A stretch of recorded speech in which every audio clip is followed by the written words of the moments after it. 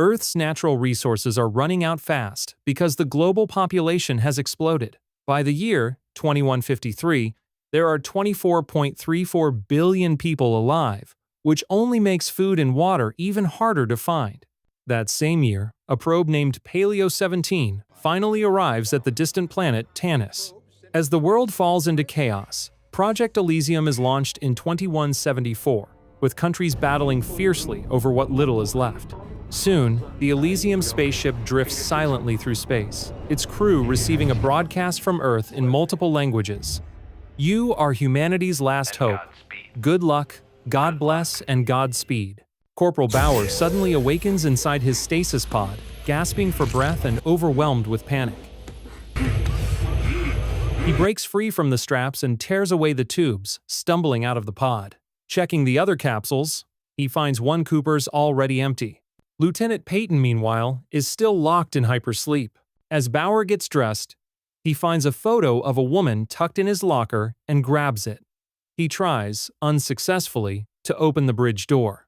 Frustrated, he pounds on Peyton's pod with a metal pipe to wake him up.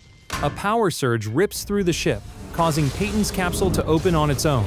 When Peyton emerges, Bauer quickly explains that they're on the Elysium, but the rest of the crew is missing. Alone, Bauer guesses the ship's systems woke him up. Both men struggle to remember exactly what their mission is, their minds foggy from extended sleep. Bauer can recall some training, but not the main goal. While exploring, they discover the bridge door. Tools left nearby make Bauer think someone else tried to get in before. Somebody was trying to get out. They head to the comms room and manage to turn on some of the equipment. Peyton tries to call any other crew, but there's no response. Bauer spots a tattoo on his arm indicating he's part of Flight Team 5. When another power surge hits, Peyton tells Bauer they have to access the bridge as soon as possible. Bauer climbs into a ventilation shaft, hoping to find another way to unlock the command center from within. Meanwhile, the power surges get stronger and more frequent. Bauer concludes the ship's reactor needs to be restarted to keep everything running. From his technical know-how, Peyton realizes Bauer must be the engineer. As Bauer crawls through the tight ducts, the pipes seem to close in, triggering his claustrophobia. To lighten the mood, Peyton jokes about managing to open the door himself. Bauer keeps moving, but suddenly slides down a slanted shaft. Using a light stick, he finds Cooper's decaying body right beside him. He struggles to free himself from the tight tubes to reach the hatch. Eventually, he falls through a grate and lands in a storage compartment. Bauer manages to force a door open with a bar, but his radio cuts out right after. Wandering the corridors, he spots a woman trying to pry open a door with a rod. She bolts when she notices him. Bauer chases her into another hallway, where he sees a figure in the distance. Calling out that he's part of the crew, Bauer walks closer only to realize it's a man's corpse hanging from the ceiling. Suddenly, the woman Nadia bursts out of hiding and kicks Bauer. He gets up, but she tackles him again, pinning him and holding a knife to his throat. She grabs his supplies and demands he remove his shoes, but flees when she hears screeches echoing through the ship.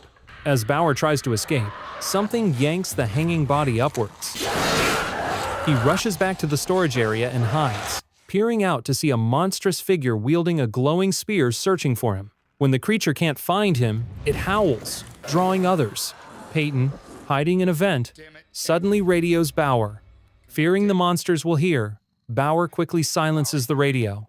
One of the hunters rips open the vent and grabs Cooper's corpse, but Bauer stays quiet. Afterward, he radios Peyton, reporting that inhuman creatures are stalking the ship. Bauer wants to reach the bridge, but Peyton breaks it to him. No rescue is coming. They're on a one-way trip. The ship's purpose wasn't research or cargo, it was to transport 60,000 people to Tannis. Bauer recalls when humanity first saw Tannis, an Earth-like world in deep space. Convinced his wife is among the passengers, Bauer insists on searching for her, but Peyton reminds him they'll have better luck finding their loved ones after securing control of the ship. Bauer searches around the security station and comes across an anti-riot weapon designed to incapacitate, not kill. He radios Peyton, asking him to locate a way to the reactor bay so he can perform a reset. As Peyton scans for a route, Bauer notices his hands shaking and asks if Peyton remembers what the signs of Pandora are. Peyton recalls that this disorder was what led to the failure of the Eden mission. An officer had a psychological collapse after 2 years aboard, and convinced the mission was doomed, ejected 5,000 crew into space, dooming them all. Bauer moves into a corridor and finds another man suspended by a cable. As he draws nearer, the man suddenly stirs, thrashing about. Bauer tells him to calm down and carefully cuts him free. He learns this man is Shepard, from Team 6. At first, Shepard assumes Bauer is part of a rescue operation, but when he realizes Bauer is newly awake too, he dismisses rank and protocol, intent on surviving. Shepard covers himself in grease, hoping to mask his scent from the monsters hunting them. Before Shepard can leave, he spots the blue glow of the hunters' torches drawing closer. Bauer aims his anti-riot gun at the monsters, but Shepard insists it's useless, they need to run. Shepard takes off, but as he hides, the hunters find him and drag him away. While the creatures feast on Shepard, Bauer fires at a monster, but hits a glass barrier instead. More hunters spot him and give chase. He tries to hide by hanging from overhead pipes, but they snag him with a wire. Suddenly, a stranger appears and cuts Bauer loose. Bauer can't understand this man's language, but sees by his tattoo that he's from the agricultural team. The man introduces himself as Man.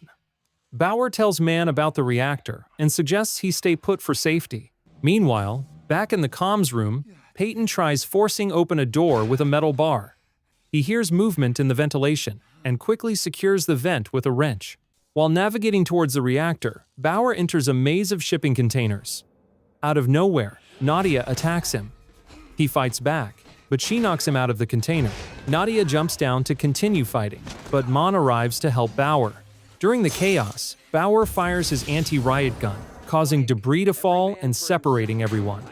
Once the dust settles, Bauer convinces Nadia and Mon they need to work together to survive. Mon offers to guide Bauer to the reactor, leaving Nadia behind for now. Nadia soon catches up, warning they're headed the wrong way. Bauer asks for her help, but she hesitates, explaining that no one who goes there comes back. She agrees only after Bauer claims he knows how to fly and land the ship. Nadia leads them to a sealed door and says they must wait to open it. As they pause, they hear the approaching growls of the hunters. Just as a surge knocks the ship's power, the door unlocks and they barely escape the creatures. Inside, Bauer finds out Nadia's job was to collect and protect DNA samples of Earth's plant and animal life for preservation. There were once 5 team members when Nadia first woke up months earlier, but now she's alone. She explains that they've already lost a third of their genetic collection. She fears if the reactor isn't restored, all the remaining specimens in the embryonic chamber will be lost. Back at the comm station, Peyton is startled by noises in the vent. He climbs up to check and, when he sees a hand reach out, helps pull a man from the pipes. The man introduces himself as Corporal Gallow, claiming to have come from the bridge. Bauer, Nadia, and Mon eventually reach the hypersleep area, now overrun by the monsters. Bauer searches the pods, finding most are empty, and wonders if his wife might be in one of them. Nadia says families are housed elsewhere. Mon lags behind, listening for signs of the hunters. Bauer and Nadia decide to move on without him, but as Bauer follows Nadia, he drops through a broken grate.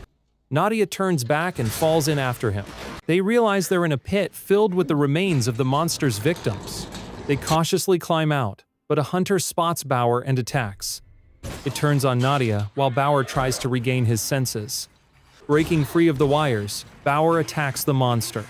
He's thrown across the chamber, but grabs a pipe and lands a blow. The creature blocks his strike and hits him hard, slamming him against a pod. Just then, Man arrives and slices at the monster's head. The three work together, stabbing the ghoul until Bauer finally plunges a weapon into its chest, ensuring it's dead. Suddenly, the leader of the creatures arrives, smashing the floor to summon others. Some hunters chase the group, while others devour their fallen comrade.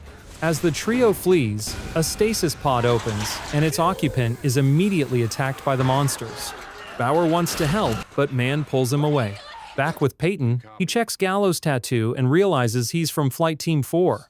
Peyton tries to get more information, but Gallow grows agitated, claiming ignorance. Peyton notices blood on Gallow and asks if it's his own. Gallow admits some is his, but hints darkly that some of it belongs to others. He claims that there was something wrong with the other crew, and insists he had no choice but to protect himself. Gallow tells Peyton he would have reacted the same way if he were in that position. After getting lost looking for the reactor, Bauer, Nadia, and Mon stumble into a massive chamber. Here, they meet a man named Leland, who offers to make them a meal. Who said it? What? As Leland cooks, Bauer quietly asks Nadia if it's possible the creatures came from her lab. Nadia believes the hunters were actually former passengers who mutated after being injected with accelerators meant to help humans adapt to Tannis. Instead, the enzyme caused those who woke up too early to adapt to the ship's conditions. She guesses these monsters have likely been awake far longer than anyone else. Meanwhile, Peyton grabs a sedative gun, planning to tranquilize Gallow. But Gallow refuses, grilling Peyton about whether he's seen Pandora up close. He explains that the syndrome can be triggered by psychological trauma and strong emotions. Peyton's hand starts trembling, and he tries to hide it. Back in the chamber, Leland begins telling his version of events on the ship, using drawings on the walls as a visual guide. At the same time, Gallow tells Peyton what happened on the bridge before Bauer woke up. When Elysium departed Earth, 3 officers were left in command. Gallow noticed early signs of Pandorum in his superiors. The symptoms intensified after they got a final message from Earth of farewell that told them, "You're all that's left. Good luck, God bless, and Godspeed." That transmission confirmed Earth was gone. When Elysium scanned for the planet, nothing showed up. After that message, Gallow killed both his commanding officer and second-in-command, saying they had lost their minds. Instead of returning to stasis, Gallow stayed awake and roused other passengers, forcing some into the cargo bay, where survival meant turning on each other. Eventually, after becoming tired of leading, Gallow put himself back into hypersleep. But by then, something much worse had started in the cargo hold. While Leland is finishing his story, white vapor starts leaking from the walls, and everyone begins to feel dizzy. They all lose consciousness as Leland wraps up his tale. Elsewhere, Peyton's shakes get much worse, now impossible to hide.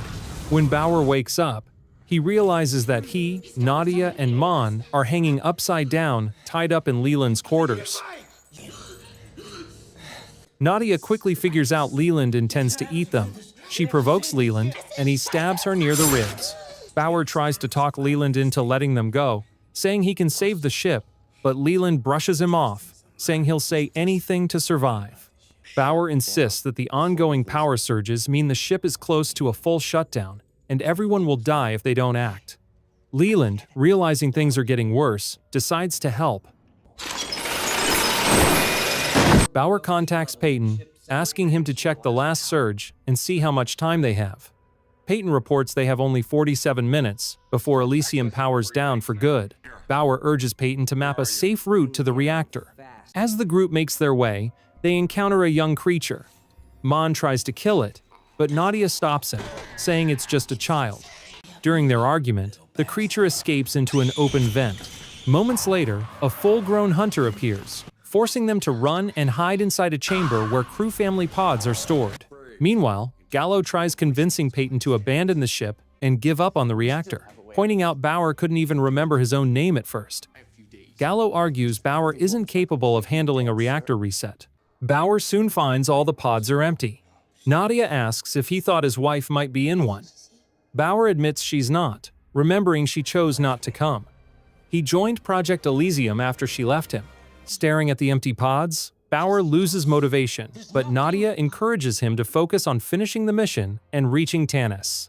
When Bauer spots a pod labeled as Peyton's wife's, he seems to remember something about the lieutenant, but keeps it to himself. They finally reach the reactor room, but it's packed with sleeping hunters. When Bauer accidentally makes noise, one of the creatures stirs but goes back to sleep. As Bauer moves further, the footbridge collapses before he can get across. Nadia rushes over to pull him up while Mon struggles to support the bridge. Bauer, seeing Mon can't hold the weight, decides to drop down. He covers himself in slime and wears discarded skin to blend in and not be noticed by the sleeping creatures. Back at the comm station, Gallow manages to get the tranquilizer from Peyton and forces him to unlock a pod. Gallow tries to make Peyton enter the code to eject the pod, but Peyton resists and locks Gallow inside. Let me out, goddammit! While Bauer sneaks up to the console, Leland accidentally drops a flashlight, waking the monsters. Mon drops the bridge, making noise to draw the creatures away. Bauer reaches the reactor just in time and resets it with less than 4 minutes left. The system restarts, and the surge incinerates some of the hunters. Mon escapes the reactor bay, but comes face to face with the chief hunter and engages in a fight. In the comms room, Peyton tries to get into the bridge, but Gallow warns him not to go. Peyton mutes Gallow's audio, but still hears his voice in his head. Meanwhile, Mon stabs the lead hunter with a spear. At the same time, Leland sees Bauer and Nadia fleeing the monsters and decides to seal the door, trapping them outside. Luckily, they manage to seal the ghouls behind a door, keeping them at bay. Mon is still fighting the monstrous creature, which bites deep into his abdomen. Despite the pain, Mon grabs a rod jutting from the hunter's suit and stabs the beast again and again until it finally collapses. Exhausted, Mon turns around and notices a young ghoul quietly watching him.